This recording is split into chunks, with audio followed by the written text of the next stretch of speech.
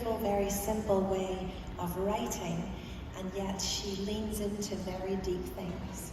She considers this bleak British winter and uses that metaphor to describe the coldness in the soul without the Lord. She looks at how little the earth is, and how could it be that such a big God could come and fit himself inside of it, and yet she looks to the stable, and with this childlike wonder she marvels at it and helps us do the same.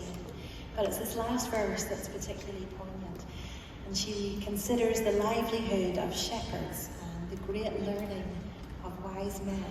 And it's interesting because as a woman at that time, she would not have had good access to employment opportunities or this higher education that her brothers would have enjoyed. And yet, she shows that there is something greater than all of our professions, all of our abilities, all of our possessions and our strengths. And that is the bringing of our hearts to the Lord. And so by that accounting, all of us may come. In fact, each one of us are welcome to come as we are, whether we feel we bring lots of burdens with us, whether we do not feel good enough.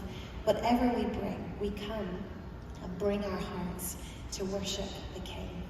And we added a chorus to this carol and used the words of Simeon, another great man of faith. His story is told around this Christmas story, and he, like Anna, was in the last years of his life. Like her, longing to see God's salvation, and like her, rejoiced that his aging eyes could look on the Saviour, and because of that, he then said, I can go in peace. What a tremendous thing to be able to say, to live a life that is filled with a peace that no matter what happens, our hope is fixed and our confidence can be in the Lord. And C.S. Lewis, who's a great Irish writer, many of us love his work, he once said that one road leads home, but 1,000 roads lead into the wilderness. And we hope that through this night that you might have found a renewed joy and purpose in walking that one road that takes us straight into the heart of Bethlehem and beyond, to the cross, to the resurrection, to this great hope we have been singing about.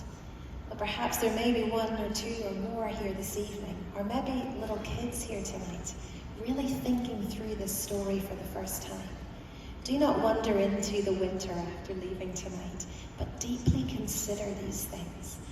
Realize this beautiful grace that is offered to each of us, the youngest to the oldest, no matter what we have done, and to know that great peace of his love for you, his care for you, his forgiveness for every sin, and this purpose of your whole life to walk on this one road that will lead you home.